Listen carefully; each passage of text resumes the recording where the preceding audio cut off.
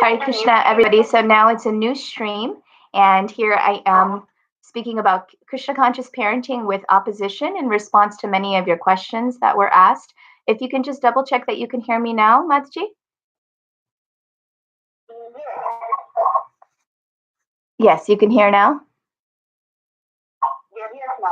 Okay, wonderful. Thank you for your patience as I figure out all this technology. So let's start off again with some of our prayers to get us in the proper frame of mind and to set our intention for the session. Nama Om Vishnu Padaya Krishna Prishtaya Bhutale Srimate Bhaktivedanta Swamin Iti Namine Namaste Saraswati Deve Gauravani Pracharine Nirvishesha Shunyavadi Paschatya Deshatarine Jai Shri Krishna Chaitanya Prabhu Nityananda Shri Advaita Gadadhara Srivasadi Gaura Bhaktavinda Mukam Karoti Vachalam Pangum Langhayati Girim Yatkripa Tamaham Vande Shri Gurum Dinatarina Paramananda Madhava Shri Chaitanya Ishvara Om Jnanatimirandhasya Jnananjana Shalakaya Chakshurunmilitam Yena Tasmai Shri Gurave Namaha Shri Chaitanya Manobhishtam Sthapitam Yena Bhutale Swayam Rupa Kada Mahyam Dadati Swapadantikam Hare Krishna Krishna Krishna Hare Hare Hare Rama Rama Rama Hare Hare. And if you can all join in with me. Hare Krishna Krishna Krishna Hare Hare Hare Rama Rama Rama Hare Hare Hare Krishna Krishna Krishna Hare Hare Hare Rama Rama Hare Hare. All right, everything okay? Can you hear me? Yes, Mataji. All right, Hare Krishna, everyone. So I wanted to speak for about hopefully 10-15 minutes. And the points that I was going to make are going to help cover the questions that were asked. It's interesting because all of the questions that you had sent in, thank you so much for sharing your hearts and sharing these questions. And all of these questions that were sent in they all had a very specific theme about it.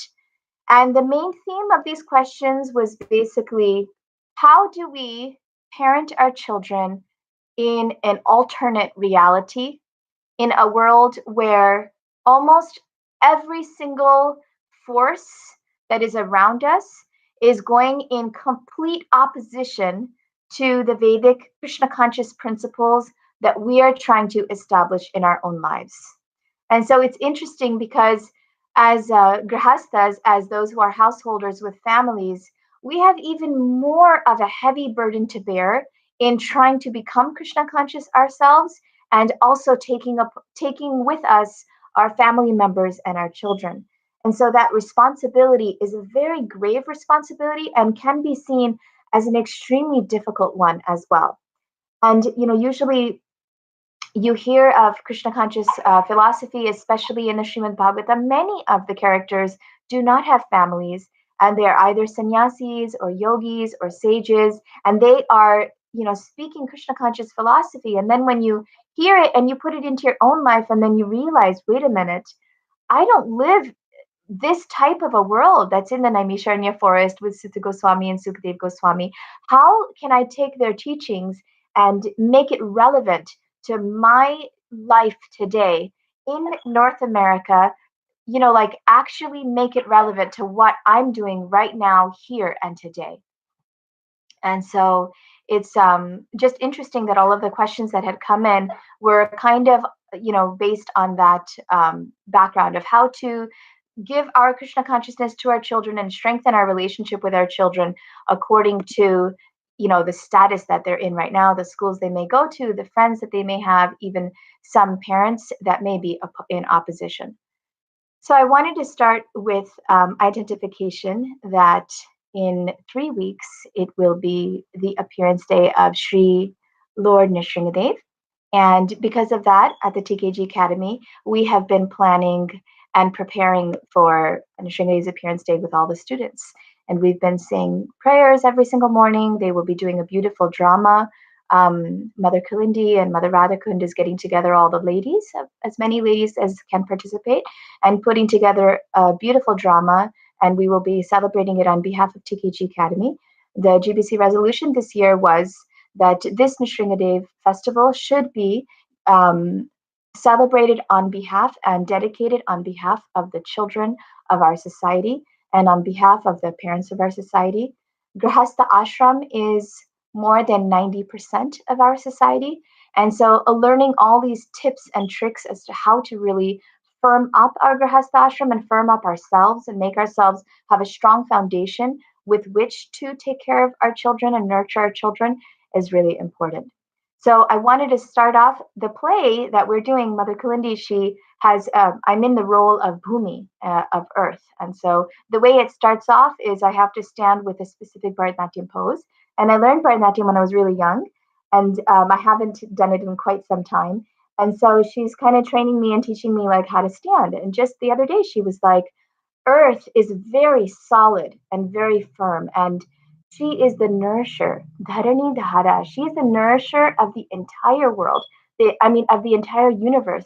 The Earth, or Bhumi Loka, or the Bhu planet, is where even the demigods come down to be able to get out of the samsara cycle of birth and death. And so, because that is who Earth is and what Earth signifies, she is the first mother.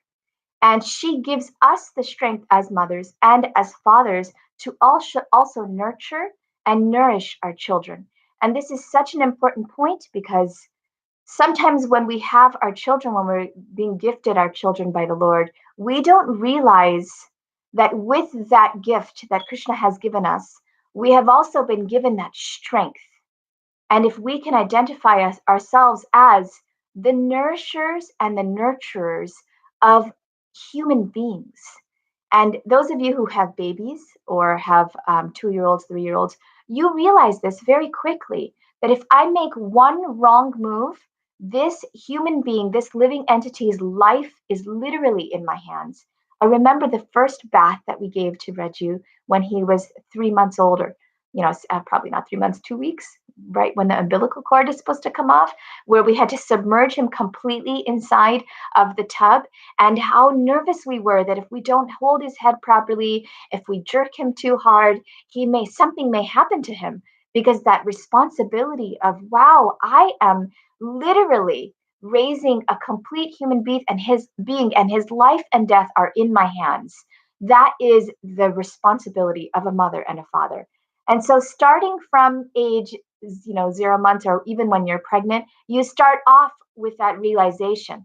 But then as they get older, 1, 2, 3, it starts waning because they're starting to become independent and have more faculties on their own. And as it starts waning, we start becoming perhaps sometimes a little weaker in our resolve to keep them, to mold them and train them and grow them, so to speak, and raise them according to what principles and values and our own value system. And the outside forces start coming in. When they're up until a year old, they're just always with you, near you, especially if you're home with your children. And so you're not so concerned about the outside forces, friends and society and TV and all of these other ideas and thoughts that will start entering their minds, that they will start becoming attached to. It starts becoming a little more complex. It's not just your thoughts and your belief system that are entering your children. And so because of this, many of the questions today were about How do I instill these Krishna conscious values in my children, despite their friends, despite the society around them? One question was about grandparents, and so this little talk that I'm giving, I'm hoping that this will completely solidify your your strength, solidify your identity with your children. So if we remember first that we are the first mother, and what does that mean, or father? A lot of the questions came from Mataji's, from women, but there are also men that are in this role, and especially all the fathers are also in this role and take this role just as seriously as men do. And if we first identify that that means that this child has become our disciple, we are our child's first and most important guru or spiritual master. So, in addition to taking care of their life's needs, making sure they're alive, making sure they're fed and clothed, and they have healthy prasad in their bellies, and that they're happy, and then, of course, as they get older, that they have really, really good grades, and that they keep good company. In addition to all of that, it's of primal importance that you give your heart to your children. What is in your heart? Who is in your heart? You somehow or another take time to really figure out, how will I give the qualities and the core values, the core of the core of the core of who I am and what I believe and what I am learning in Krishna consciousness, how to impart that to my child. And because your child, and especially when they're younger, there's, it's a little difficult to start on this when they're 10 or 12 or 15, but it's still never ever too late. Devotees become very, very amazing, serious devotees, even when they met Srila Prabhupada in their 20s, or when they meet spiritual masters and spiritual authorities in their 20s.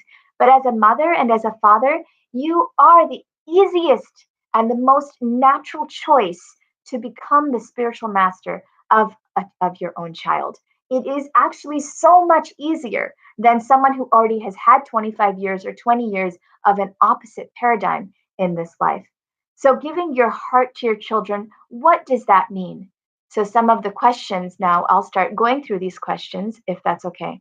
And some of the questions are, let me pull up the first one that I wanted to address. Such beautiful questions. Okay, here we are.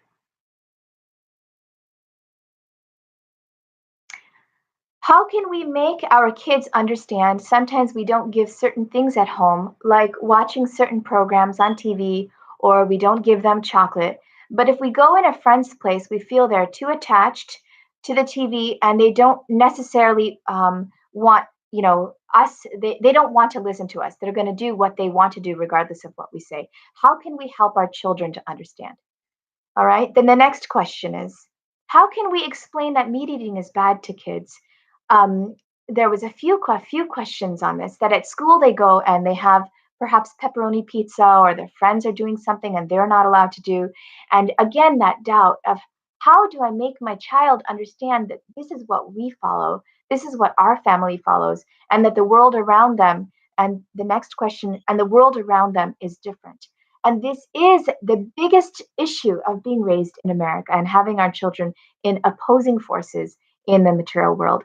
And so, because this issue is inside every single one of our homes, if you first realize that you are the first spiritual master and that this is your responsibility, just the realization that Krishna has given this responsibility to you and you alone, and you are or you and your husband, and or both the parents, if Prabhuji is listening, um, and there is no better person than you to rectify this. First, let's become clear on that. There is no better person in the entire world than you, that Krishna has given to be this child's mother and father. So come first with that confidence. Okay. And then we'll go through the different steps of how to do it. So once we have the confidence that, okay, there is no better person than me, now we're going to start molding our life in a way with our children to help them take on our paradigm. So, just like the most important thing for us is to make sure our children are alive. We give them, as mothers, we give them milk from our bodies, starting at a very young age. And we do that not with any yelling at them, screaming at them, sounding frustrated, feeling insecure about it. Okay, maybe in the beginning you do get a little bit insecure, but it gets to a point where it's just completely natural. Cooking for your children is completely natural.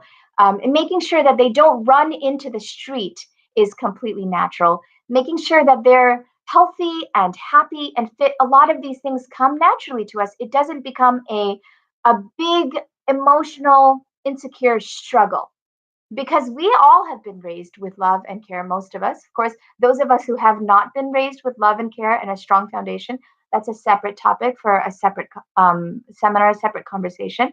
But we don't have to worry about being alive. We don't wake up in the morning with our 5-year-olds and our 10-year-olds and wonder, are they still breathing? Are they still eating? Will they starve today? That's not a concern in our head. And so, if we can get to that place with our children of, are they still devotees? Do they believe in Krishna? If they're around other people, so if they're around other friends, are they going to forget to put their clothes on? Like putting on clothes is something that we absolutely, no matter how much that child runs away when they're 2, by the time they're 5 or 6, they all know how to put clothes on. In the same way, that kind of um, confidence needs to be given to the children. And how is that given to the children? From the very beginning, every single one of your interactions, just like I'm sure all of you mothers and fathers, no matter what happens in the day, you make sure that your children will eat a meal. They will eat breakfast or lunch or dinner. And no matter how much it takes running around and chasing that kid during the playground, and I've seen many of our Indian families at the playground, they eat roti, shak, all the vegetables that most of the Western families may not even think to touch the vegetables, but you will make sure that your child has gotten food because that's just part of your identity as a mother. I have to nourish, I have to feed my child. So, in the same way, make it part of your identity that I have to give my heart to my child. And what is in my heart? Krishna is in my heart. And I have to immerse myself in Krishna so much and in Krishna consciousness so much that it's an automatic, natural immersion with my children. And what does that look like? Someone, a mother or father whose heart is immersed in Krishna, it doesn't look like someone who's forcing themselves to be immersed in Krishna. So because we are also battling our own minds and having to force ourselves to be immersed in Krishna, that's why we start battling our children and their minds. So if we immerse ourselves, and it's so easy to immerse yourself when you're also immersing your children. What does it look like? My mother-in-law, she is a very sweet Mataji, very sweet Vaishnavi, and she joined from a completely different paradigm. She's an American. She was raised in Seattle in a very affluent family, Mercer Island, where Bill Gates lives, and her parents were extremely wealthy. She left it all and became a disciple of Srila Prabhupada in 1969. And she had both my husband and her daughter and my husband's sister. She had a boy and a girl.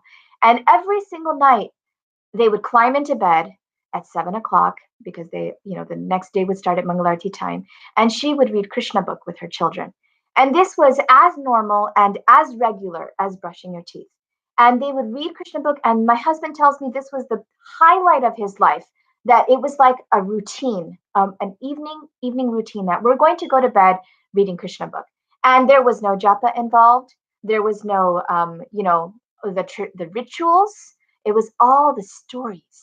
It was the stories, it was the discussion, it was the look at Krishna and Balaram and how they play, and look at their friends and the discussion of the qualities that come out from those stories. Like, wow, what would you do if you were in that situation? Look, they got in an argument. What would you do if you're in that situation? Has that ever happened to you like that? And basically, if you look at all of the children who are raised and all of the families who are able to like really make this transition, it's starting off with immersing yourself in the pastimes of Krishna through the stories, through all of the different stories that are in the Bhagavatam. And so some of the questions that were asked were about meat eating. How do we get our children to understand that when they go into an outside environment, they should not be eating meat? And so start off with the stories of compassion. Start off with the stories of empathy. not in a preachy way, but we're going to read a story every night. And of course, I'm talking about younger children here up until the age of 10. It does work for a little bit later. I don't know how old your children are, who, those of you who sent these questions about meat eating, but start off with stories like Krishna and Balaram with the cows and how they took care of the cows. Start showing them during their daily interactions about the living entities, how each living entity has a soul, and how there are six symptoms of the soul. And this is what we teach in our Gurukul to our children, how every single, even the spiders and even the ants, and if you involve them, every single story talks about some kind of compassion to animals. Like I remember a puppet show when we were younger that we used to watch, that my children watched, about Jed Barrett. And in there, Jed Barrett is entering the palanquin, and the palanquin, sorry, the king has entered the palanquin, and Jed Barrett is carrying it.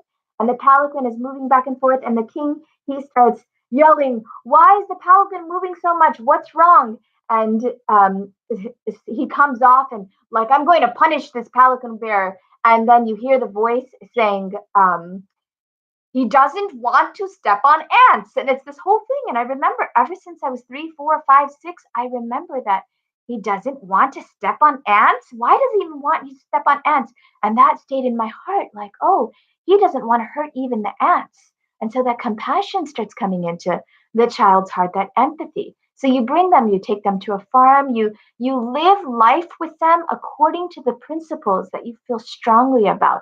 We spend so much money and so much energy and time on piano lessons, on good clothing, on perhaps good vacation, on the highest schools, if you have private schools.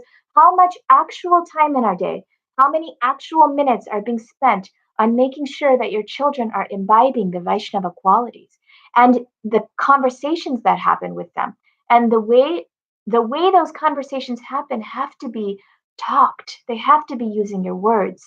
We can't just think that the children will learn this by picking it up by being around us.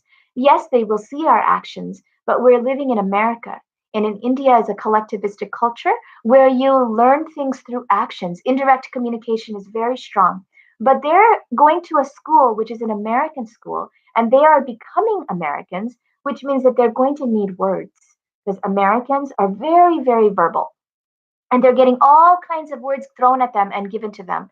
And so that's why if you go to Krishna culture, if you go to krishna.com and you see all the books there, if I was a parent, when that had just become a parent or am struggling with these ideas in Krishna consciousness, I would literally spend as much time getting every single Krishna conscious literature there is out there for children, bringing them all into the house and sitting and one by one going through all of the stories. Kids love stories, and through these stories, you learn all the principles. So the most important thing of how we're going to give our heart to the children is through telling them these stories. Prahlad Maharaj, Dhruva Maharaj. Here is the story of Prahlad Maharaj. Think about this story is exactly what children can be. So you talk to your child. I've read the seventh canto with the boys, and it's a systematic, because every single part of the seventh canto, there's a few chapters on the Prahlad Maharaj story, and every single part. And if it gets boring, I change it up immediately. It cannot be boring for the kids. It has to be interesting, and it has to be like in story form. And even nowadays, because they're on the screen so much, there are really good Krishna conscious things to watch that they can imbibe these stories and these moral principles. And so I hope that explains a little bit about how to really, really develop that strong identity in our children, so that when they're faced with it out in the external world, it's not so confusing. It's not so like, what do I believe and why do I believe it? And so that was, the main topic, that the main thing that I wanted to say. Um, and so, Mataji, is everybody still there? Hare Krishna, are you all there? It's talking to a screen here, so. Yes, Mataji, there are almost 14 devotees here. All right, so seems like there's okay. So we had those few devotees that had asked those questions. Are they still here with us? Can you please introduce yourselves to me, those of you who had asked those questions?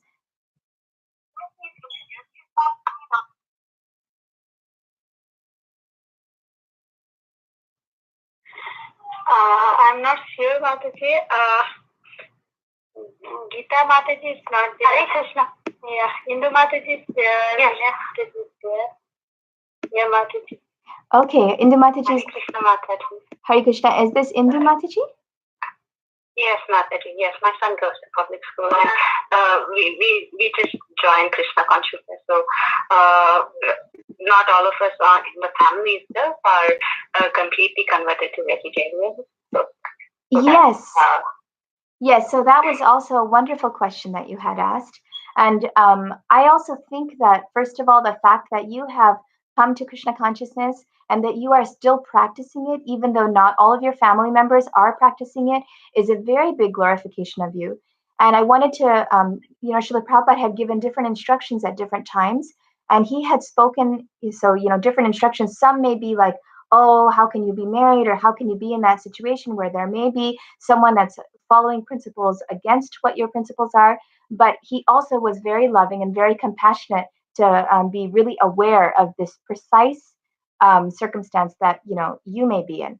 And so I don't know if you were aware of this, but Srila Prabhupada's sister, her name was Bhishima, and Bhavatarini, and then the devotees called her Bhishima. So she was also placed in a circumstance where her husband and her family members were eating meat. And Srila Prabhupada gave her quite a few instructions about how you go into their home and you become like a needle and out like a plow.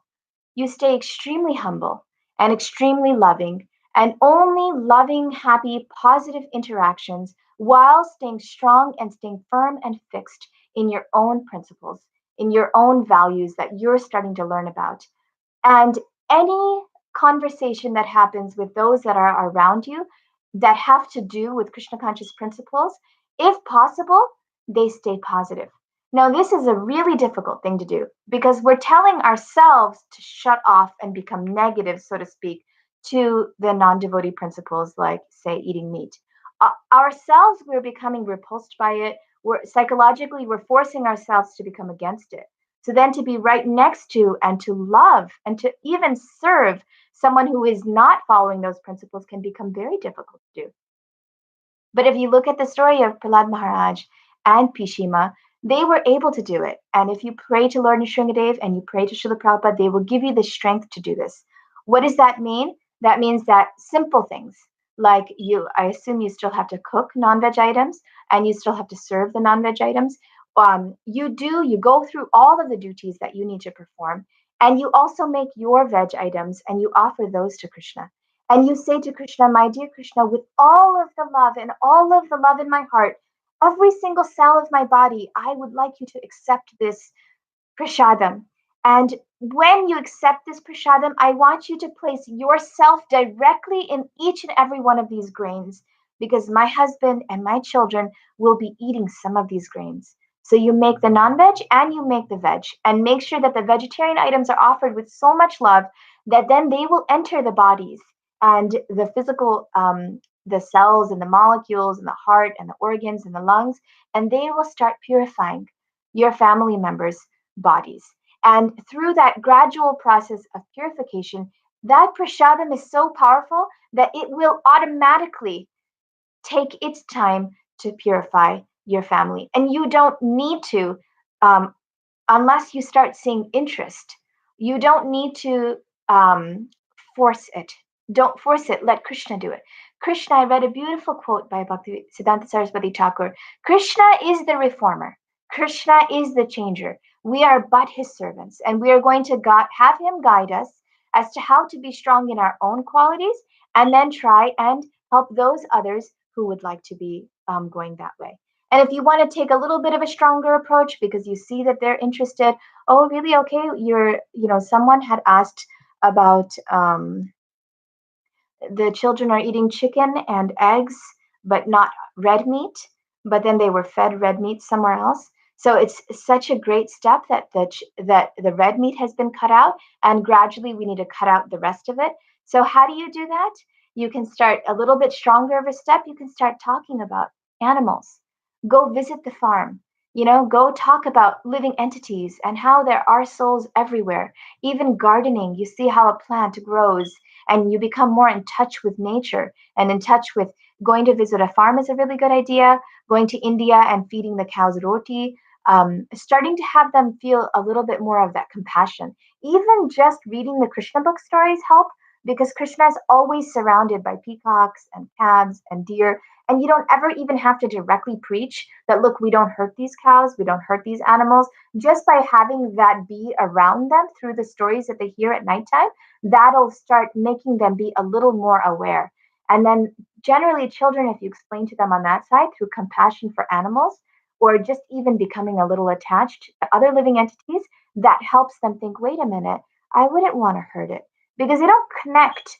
The one mother who had a question about pepperoni that sometimes gets in the lunch at school, they don't connect that this pepperoni is an animal that has died, that someone has had. You need to show that side of it, nurture that side of it through a very positive way. Does that help at all to answer that question? Yes, Mataji, yes. Try to teach them compassion because that's something, I mean, I at this stage, I don't think my son even knows what that is. But he's 6 years old, but that is something we could develop, and especially through stories because kids love to read stories and they love to read picture books and very colorful, and he is very interested in those things. So, oh, and a 6-year-old is perfect. And it's perfect to develop compassion with a 6-year-old because 6-year-olds are just psychologically beginning to understand that how their friends act with them is how they want to act with their friends. I don't want to hurt my friends' feelings because I don't want my feelings to be hurt. And they're starting to get a lot more social awareness. So you can even first start developing the compassion by relating it to mommy and daddy and your friend circle. How did that feel when your friend treated you like that? It didn't feel so good. So we won't treat someone else like that. And there are even so many books in the library on this empathy. If you literally go on Amazon and just type up empathy children's books, and you get so many books on empathy. And then you can start blossoming your child. So then if you see that you want to develop the compassion in your child, literally every single day you should think about one interaction that you see where he's displaying compassion. So let's start it with his circle of friends or his family members or his siblings. Like, oh, I saw how compassionate you were because you such and such. That showed me that you're really compassionate. You have so much care for others. You're so kind to others.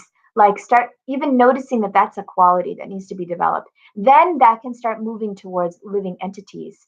And then it also means that if we see a spider crawling in the house, I was alarmed. I remember one time I was at a non devotee's home who was not a Vaishnava, and they saw a cockroach and they took their juta, they took their shoe and they just whacked it and killed it. And when we were younger, that was just unheard of. Like, we never imagined that somebody would just kill the animal right away. And so you start showing that in little ways. Like, if there's a spider, you put it in a cup, you take it out. If you see an injured bird, or you become a little bit more like showing empathy in those ways. And the bugs in our house is the best way because also little boys love bugs. And so that's a really good way also. Sometimes having a pet, I know a lot of our families, Indian families, don't have pets. Sometimes having a pet helps to see that this animal has a spirit soul. And like this animal has a spirit soul, all animals have spirit souls. And they're alive and they feel pain. And so then that helps with that. Thank you so much, Mataji. Clearly addresses my question and actively teaching them what they are, what their actions are like. That would help kids. Yes, make it really practical. Any thoughts, any spiritual thoughts we have, any spiritual values and principles we have, we need to make it really relevant and practical to our children through actual like a trip somewhere, through discussions, through stories, through actually make it practical. So, are there any other questions that I didn't answer? Anyone else have any thoughts they would like to share? Mataji, I don't know. Radhika Kasturi Mataji and then Shyamalakshmi Mataji and Vidya Mataji. And also, Mataji, my question was, I asked the first question, even sometime we little issue with the kids at home, and then we don't allow them to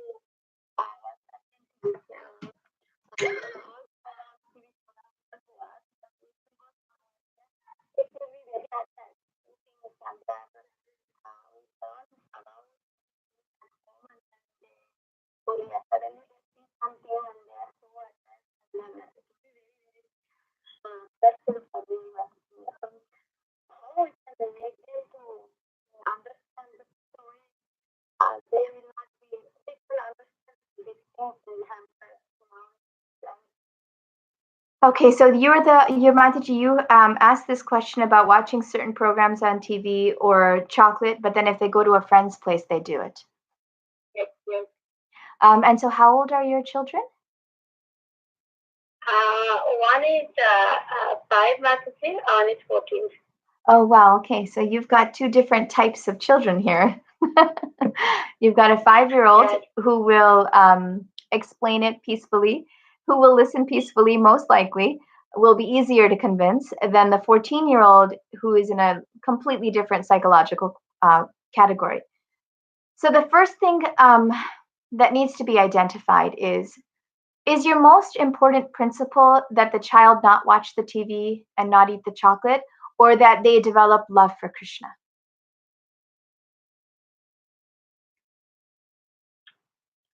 Yes, Mataji. Because chocolate, these things I also love at home. I am not very strict with the chocolate, but there's so many things watching television, so many programs. I mean, there must be. Sometimes it's like we do go outside to do program, and then people are opening the TV, and that's two times, and then they don't know when to come in the program, all these things, you know. Yes.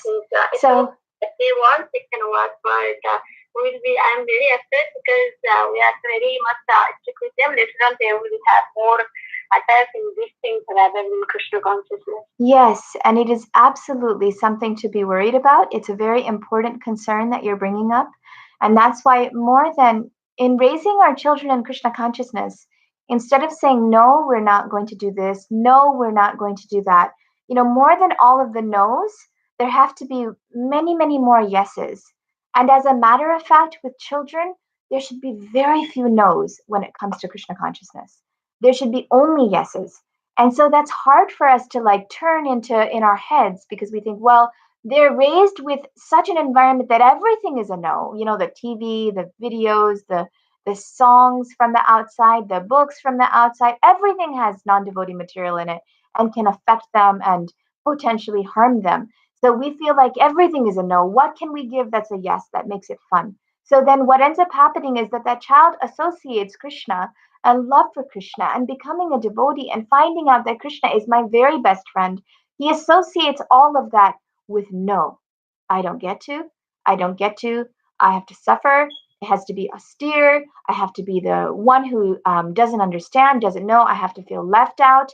And all of the no's become prominent. And as soon as that kid hits a foot out of your home, or maybe 10 years later, when they start developing their own independence and their own identity of who do I want to be, regardless of what my parents say I am, that immediately they do not turn to Krishna. They don't see that Krishna consciousness would be who they want to be because it's like, why would Krishna consciousness be who I want to be when everything was so negative and everything I wanted or I enjoy doing was wrong?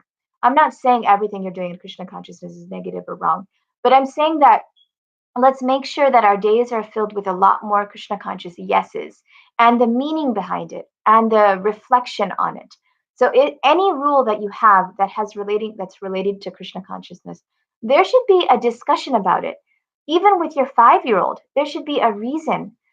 The Bhagavad Gita verse that I quoted last week that said that they are naturally, Shrutinam Srimatam Gehe, that verse, the one that was after it, that children are naturally inquisitive and they are not going to be attached, not going to be interested in the ritualistic like processes of the Vedas. They're not going to be, they're going to be against the rituals.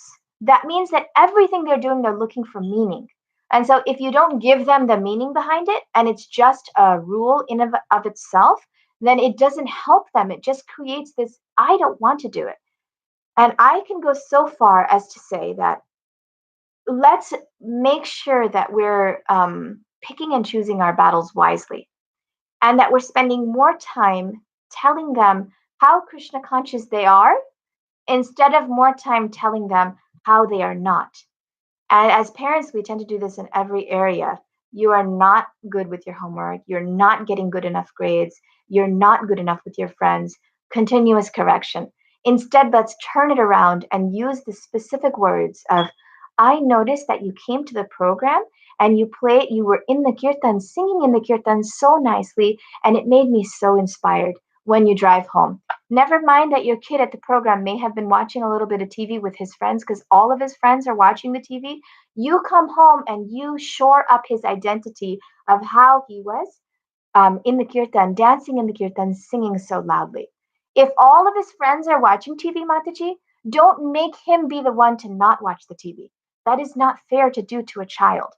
That's it's not appropriate to do for a young child where socially they're developing their confidence, and now you're telling that child that all of your friends are sitting in that room and watching, and I'm going to pull you out and make you sit somewhere else. Then either don't go to that program where all the friends are watching, don't put him in that environment at such a young age where he has to fight his friends and he has to fight his identity of who he is. Better than go to a program and work with the parents, all of the parents, and say, hey, let's engage these kids instead of having them watch the TV. Let's all do some coloring or some crafts or, have some like sweet activities for them to do.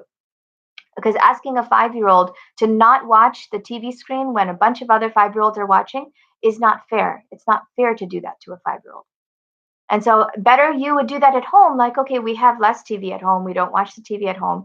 But if you're going to go to an environment where he's fighting it and wants to, now he thinks, oh, Krishna consciousness means that I can't be with my friends. Another alternative is you talk to the host and shut the TV off and go take all the kids outside and play with them outside. That's what I had to do with my children. I wasn't seeing anybody that was establishing like positive activities for the kids.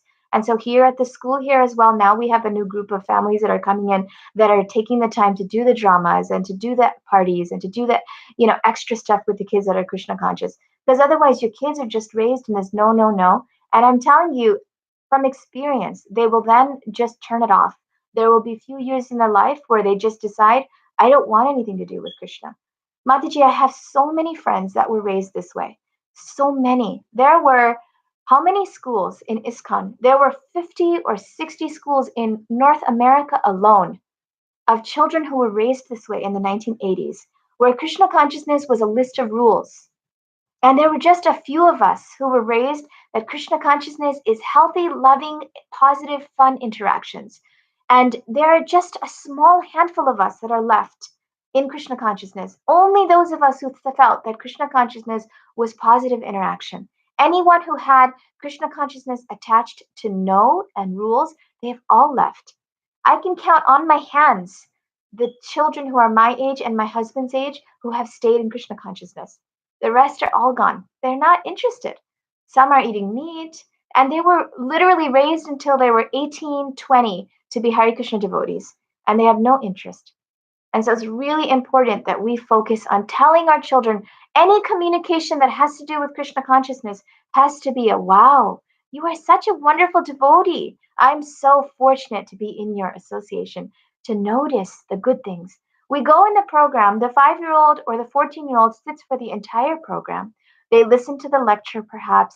They sing the kirtan so nicely. We sit in the car, we go home, and we are only dwelling on what they did that was wrong. Let's dwell on what they did that was right. And let's communicate to them what they did that was right. And if there are things going on that are wrong that you don't believe in, that you feel very strongly about, don't bring your child there. Don't put them in an opposing environment and then get upset that they're doing the opposing activity. It's not fair. Is that okay for me to speak so strongly like that? No, Mata, it's completely fine. That's why I was thinking I never do. I don't they are watching TV, but only my concern, we are more strict at home, and when they go do something, and then I was feeling maybe they have more strong attachment, and maybe they will develop more attachment to that things rather what they are practicing in home. I understand that is nothing wrong on the friends. They can do their choice. They have a own. And your 14-year-old is very intelligent. Now they've lived with you in your strict, sweet Vaishnava home for many years. And so now they themselves can understand the reasoning behind it. And you can have conversations with them like this, like, oh, that TV show was really interesting, huh? What did you find interesting about that TV show? Some TV shows you watch are not so, good for us. Have you ever seen some that like maybe change our consciousness and don't help our consciousness? And some may be good for us, like the educational ones. in your house that you have no TV, already that means that your child identifies TV is not so good for me to watch. So he's already accepted that. So now you can blossom that by encouraging him to speak or her to speak about their ideas of why we don't watch TV. And even sharing that with others as why I don't watch TV. Even making a list, little actual conversation on it. And I know sometimes it can seem superficial for those of us who are not raised in homes where we talk so much. But there in America, everyone verbalizes everything. That was the first thing I changed that I noticed when I moved to my husband's home is that there was so much talking. And so that's what they're getting from outside. They verbalize it. And so you verbalize it. Wow, I thought it was so interesting that this particular show was on. Did you find anything interesting from it? What could we learn from it? And do you ever wonder, Bita, why we don't watch TV at the house, or do you understand the reasoning why we don't watch it? I've had to have this conversation with my boys. They have friends who have Nintendos or Wii or this and that, and we have certain video games that we allow them. But we just visited a friend who had a video game that we don't allow because we have certain ones that we've discussed that we allow and certain that are too violent we don't allow. And so, of course, both the kids looked at me like really laughing, like, look, this family has this video game and you told us we couldn't have it. So on the way back, we had a conversation about it. Of course, both my boys are much older now. One is 14. Sorry, Nita is 15 and the older one's 17. But I always have conversations with them about it. I don't want to force you to do something you don't want to do. And I'll say that, especially to a 14-year-old. Like, I understand, but I have spent 10, 15 years really telling them that their identity is a devotee and only communicating to them that they are devotees. And if they make poor choices, it's not like schoolwork, it's not like brushing teeth. It has to be very delicately done when they make poor choices. Is that okay? Yes, yes, Madhuji. And another thing, I got I have get in trouble because my older daughter is 14 and his small is 5. Because if they are in same age, it would be very nice for them to go through whatever their level, and even if they want to movie, both can watch. Right now, the thing is the 5 years old kids, I don't want to show so much of expose in all the television in the some places. And 14 years girl, she wants to do her own whatever she likes. But sometimes what happens that I cannot make them to go together. The consciousness is totally in 14 years kids and then 5 years old. I told her if you want to watch something, you can watch yourself. Maybe because she's very small. I don't want her to expose everything. Later on, if she has interest, I have to give her. Right now, from the beginning, I don't want to do her. When in that case, sometimes it's very difficult for me to do much. Do you have any idea how I can do that thing? Yes. So that let's place that in another topic for how to work with teenagers. That's a really also important topic. So let's place that in at another time that we can cover this for any who has teenagers, and we can also have some kind of a systematic step-by-step process as to how to work with teenagers. For sure, it's a very important conversation. I wanted to also check if there are others. I have to leave in about 6 minutes. So are there any other questions that were sent that were not covered, or who else had sent any questions that I wanted to just see that I had covered the ones that have been previously sent? Vinay Mataji, Shyamalakshmi Mataji, Radhika Kasturi Mataji, Gopi Mataji, all the Gita Mataji, I think, and other question was there. If you have any doubt what Mataji is telling, you can go ahead and think.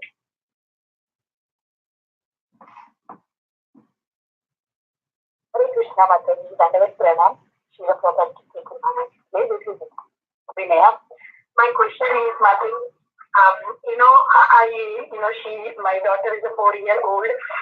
She says whatever I say, like she listens whatever I say. The only thing is, if she sees her friends not obeying the parents or not cleaning the things and everything, she says me, oh, they are not cleaning their stuff. You ask me to clean like that. I cannot tell that they are bad.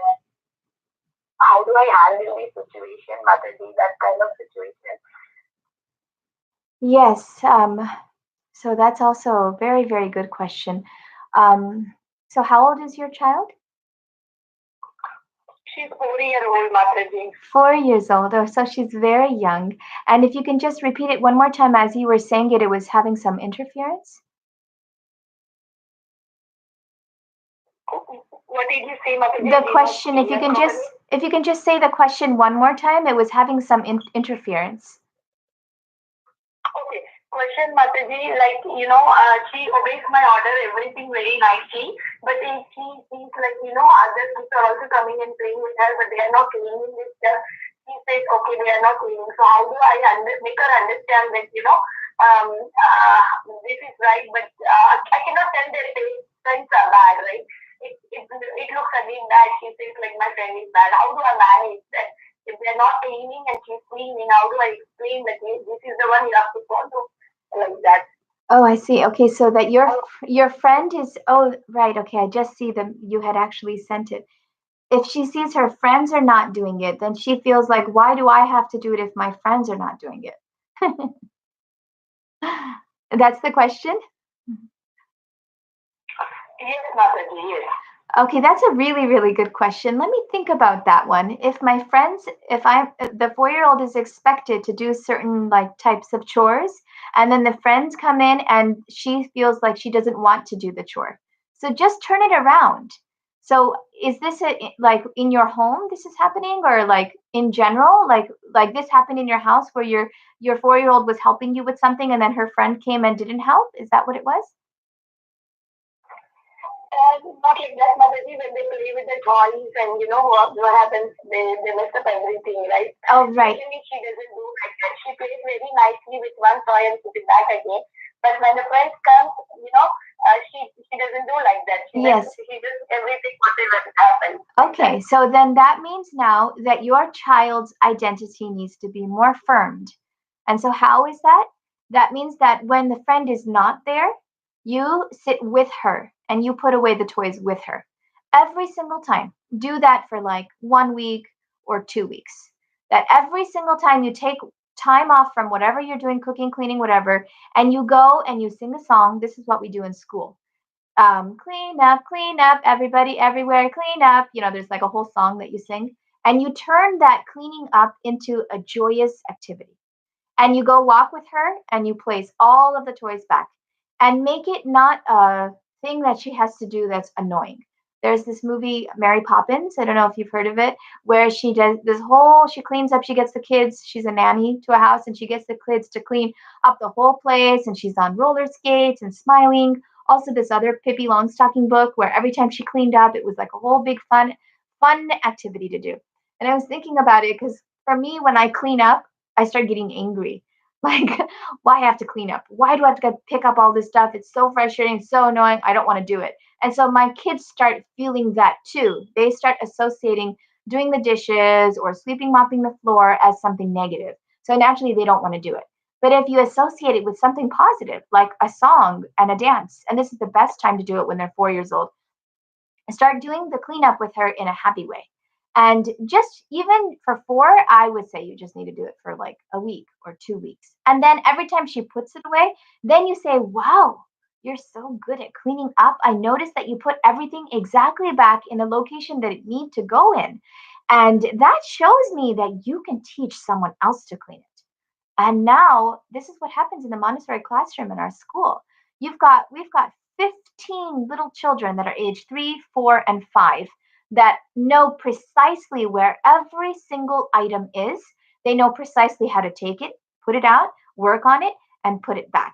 And it's such a clean, organized system. And it's shocking. You walk in there and you see how it just works like a busy beehive where everyone knows exactly how to do it. There's no negativity associated with it. So I would do that. I would do that for 2 weeks.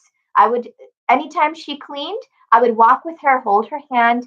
I would do a little skip and sing a little song. You can YouTube some different songs. And you can even go on Amazon or the library and check out some books on cleaning and make it a fun thing. Literally everything we make fun, our children will never complain about doing. If we make it a chore, then they won't want to do it. So we make it fun. Then when her friend comes, you go, I mean, at 4, they're so young. Yay, we get a chance to do the cleanup song. Who wants to do the cleanup song? Oh, you don't know the cleanup song? Now you put the pressure on the friend. You show your child that I'm going to turn it around and put the pressure on my friend. Instead of the friend pressuring me to stop cleaning, I'm going to be the one to pressure my friend to clean. We had a really great friend, Mother Mahadevi, when we were in Los Angeles Temple, and she used to have us over to her house, and she used to get us to clean her pots and wipe out the dishes and all of it she would do for us. And then afterwards she would go take us for ice cream, if she was the mother of one of my friends. And I would come home and my mother would be so frustrated. My mother would be so disturbed. How is it that you'll go to her house and do her chores, but you won't do your own chores in your own house? That's not okay. And how did she do it? It was just so fun to be around her and to like to do the cleaning with her. Then when the friend comes, now everybody's engaged in that cleanup song. And I'm telling you, you just have to do this, maybe 2 weeks, 3 weeks, and then they'll start doing the cleanup song on their own, and they'll start throwing the or putting the items back away. Then, because the material world is such that everything turns to disarray, after 4 or 5 months, you'll have to redo it. You'll have to start with the cleanup song again and start making it a happy thing again. I have to do that in my school with all the students all the time. The line, we have like a full, nice, neat line as we're walking out. After 3, 4 months, the line starts going to the side and we make it again. We do the whole routine again where I'm with them, make the song, stand straight line, do the marching dance, and then they get it again.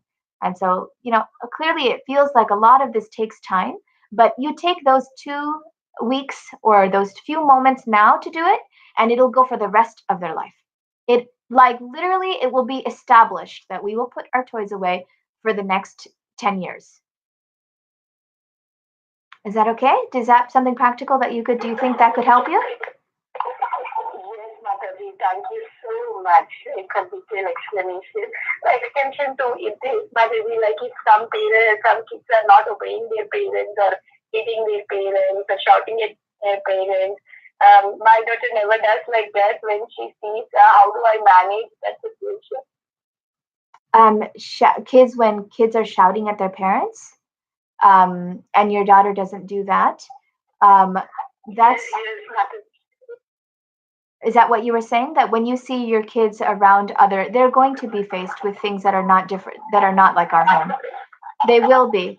And when they get older, you can speak respectfully to them about it.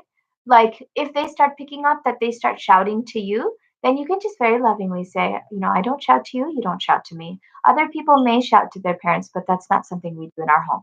And that's what I used to say to the boys. Other kids may do that, but in our home we don't do that, right? And you understand why. And then and in the beginning they won't question. When they start coming to like 8, 10, 12, they start questioning. But when you tell them when they're 4 or 5, 6, they won't question. They feel so happy that you talked to them about it and you brought them aside.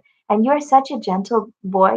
You have such good qualities, beta. Like I've never heard you shout to me. So what happened today that you're shouting to me? And if we see some others, then that's what they do in their home. They're not good or bad, but every home has a different rule. And in our home, this is our rule. Just as simple as that. In our school, we have some kids whose parents don't eat chocolate on Ekadashi and some parents who do eat chocolate on Ekadashi. And the two girls are fighting with each other. No, you're not supposed to. Yes, you're supposed to.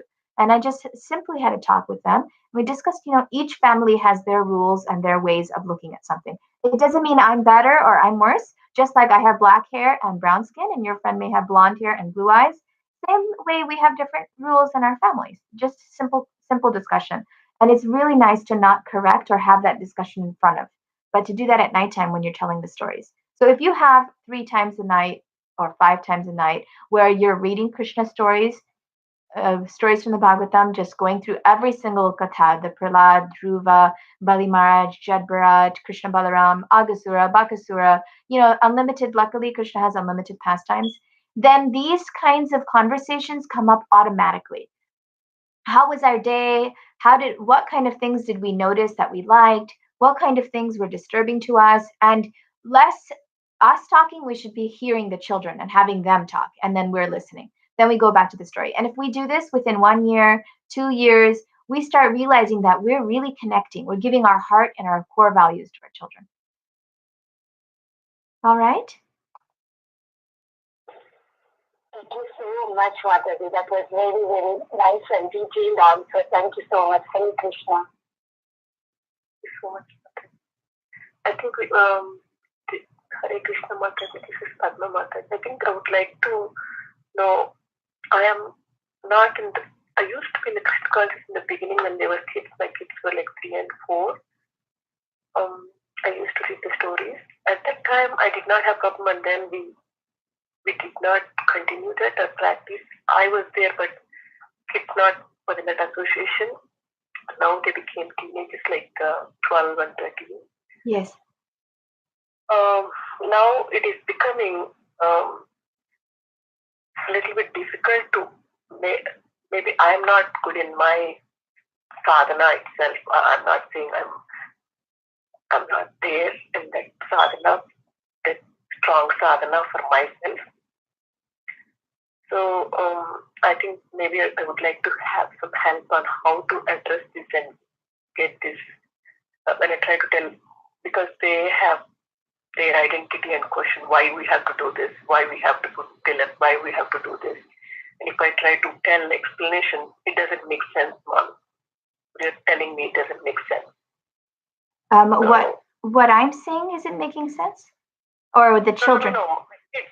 My kids, when I try to tell, so we have to put tilak or we have to do this, for example, right? And why do we do this? And then I tell the explanation of what I read from it or things, right? For example, for my daughter, I would tell her, you have to put bindi or pottu because girl, the significance of pottu is this and it. Oh, that doesn't make sense, Mommy, what you're telling me. Nobody puts pottu in here. But so send those kids to me. I'll make sense for them. But really what it is then it is it needs to make sense, and I understand that. So there are quite a few. It really helps if you go on Krishna.com or Krishna Culture, Mother Urmila's webpage, and you research all of the material that's out there to help explain these Krishna conscious practices to our children. There are books also coming from Pune that write it in a way that kids can understand it. There's a Tilak song.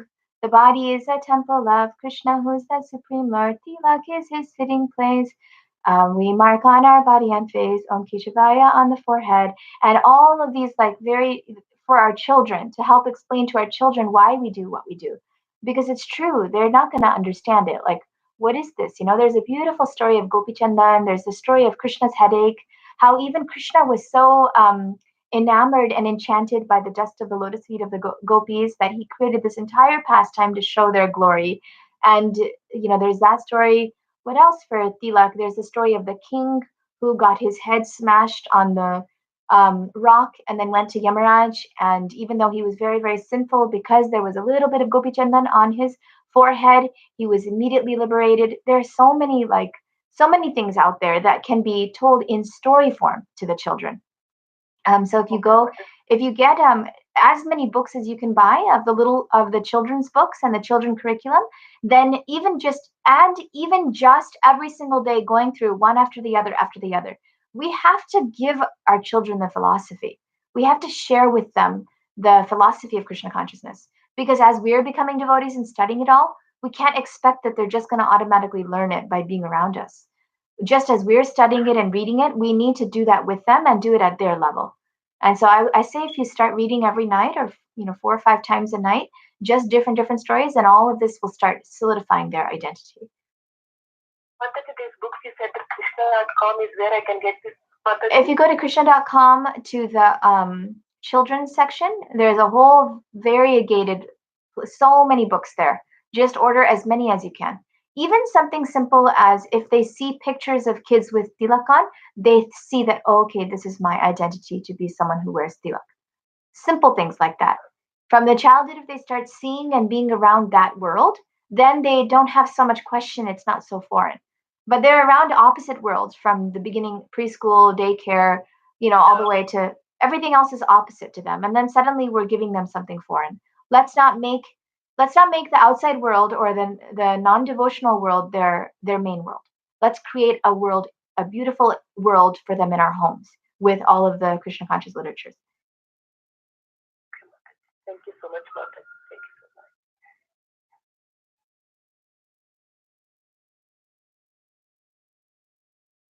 Mataji, you had mentioned that you're running out of time and we would have to leave. Yes. Is this a good time to? Yes. Thank you so much. Yes, for sure. Thank you. I really appreciate the opportunity. And thank you for all your questions. I hope something was of value. Yes, Mataji, thank you so much for very patiently answering all of our questions. And you also provided very simple, practical solutions for our day-to-day problems. And you have inspired us to reach out to our children in a more positive approach so that they can also awaken their Krishna consciousness. I'd like to thank all of the Mataji for their questions. And we look forward to your association again, Mataji. Please do provide your association in the future also.